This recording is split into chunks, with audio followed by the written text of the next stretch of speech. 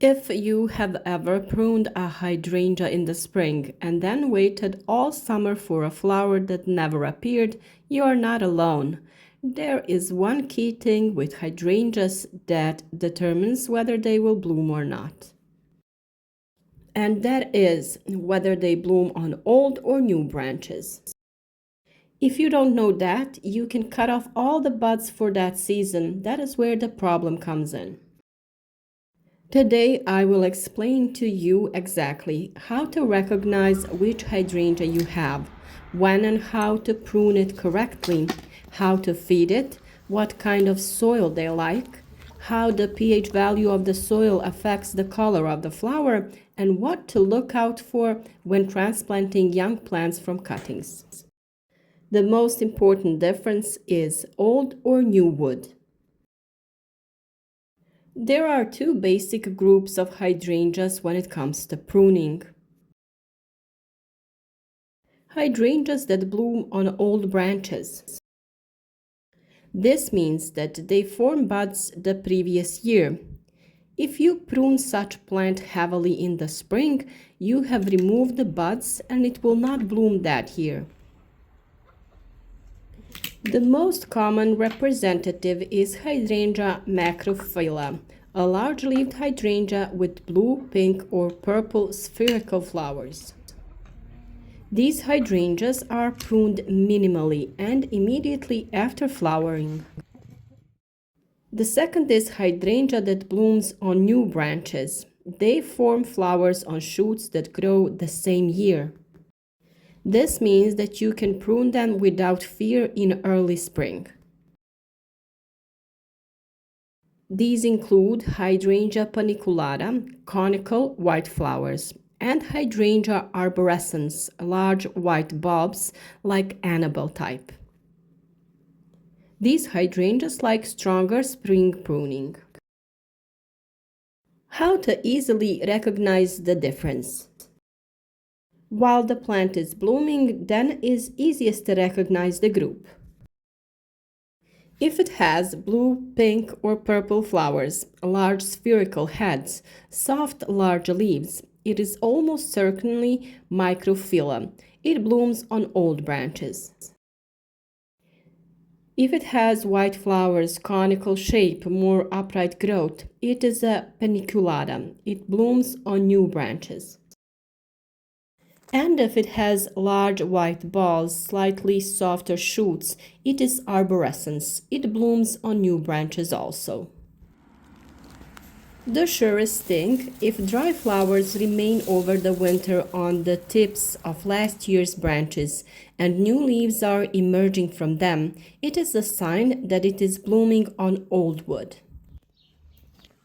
A little practical trick is, in the spring, look at the tips of last year's branches. If you see thick rounded buds, they are flower buds and the plant is blooming on an old wood. If there are no such buds and everything starts from new, strong spring shoots, it is probably the type that blooms on new wood. And now we will tell you how to properly prune which type of hydrangea. Pruning hydrangeas that bloom on old wood, macrophylla. In the spring, remove only dry branches, damaged shoots, and frozen tips of branches. The cut is made above a healthy bud. Don't touch last year's healthy shoots. Do stronger pruning immediately after flowering so that the plant has time to form a bud for next year. This refers to thinning if the bush is too dense so that it will be healthier and of better quality next year. We do not remove many branches at once. If the bush is old and neglected, do rejuvenation gradually over 2 to 3 years. Pruning hydrangeas that bloom on new wood, paniculata and arborescens.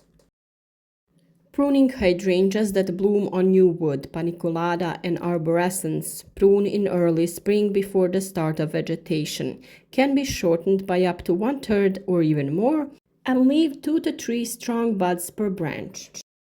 For this species, stronger pruning gives larger flowers, stronger shoots, a more compact bush. Weaker pruning gives more but smaller flowers. Feeding hydrangeas is the next important step in the spring. Hydrangeas like nutritious but not too nitrogenous soil.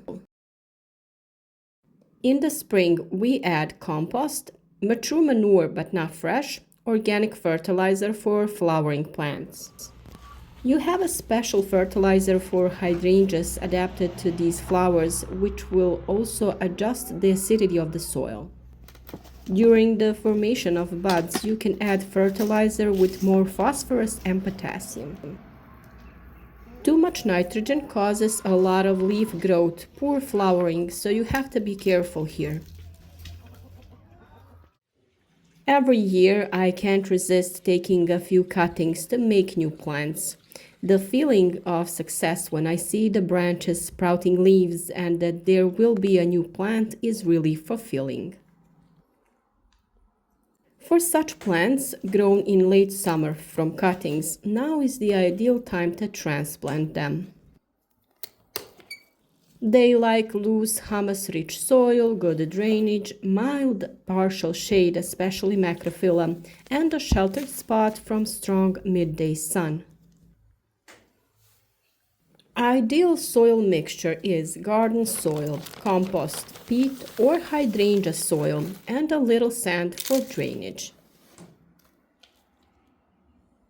I decided to test the theory that soil acidity affects flower color with these young seedlings from the beginning. I put special acidic soil for hydrangeas in one container and regular garden soil in the other. So we will see if this is possible with seedlings that were grown from cuttings from a plant that normally had pink flowers.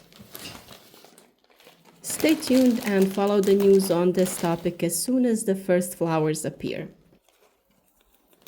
After transplanting, water well and mulch around the plants to retain moisture if you want.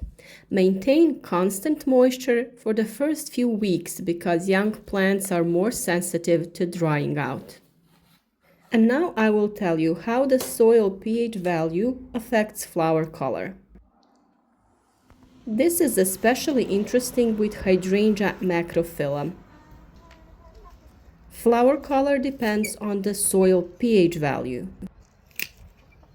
Acidic soil with a pH value below 6 produces blue flowers, while neutral to slightly alkaline with a pH value above 6.5 produces pink flowers.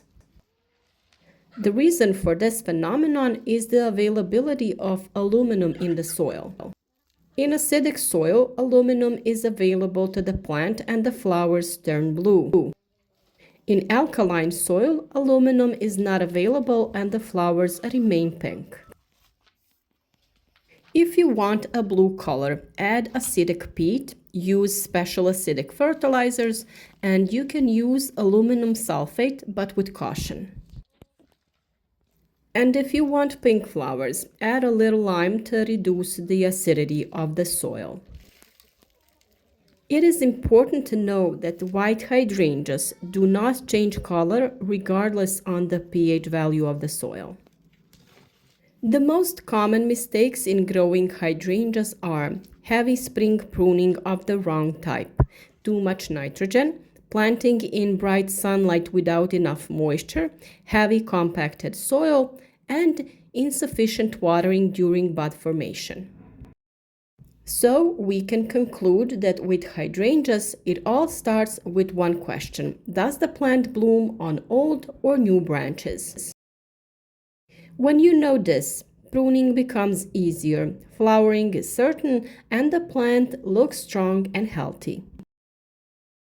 With the right soil, moderate fertilization, and understanding the pH value of the soil, your hydrangeas will reward you with lush flowers every year. Now I will ask you to write to me in the comments what color hydrangea do you have, blue, pink or white? And have you ever pruned it and it didn't bloom?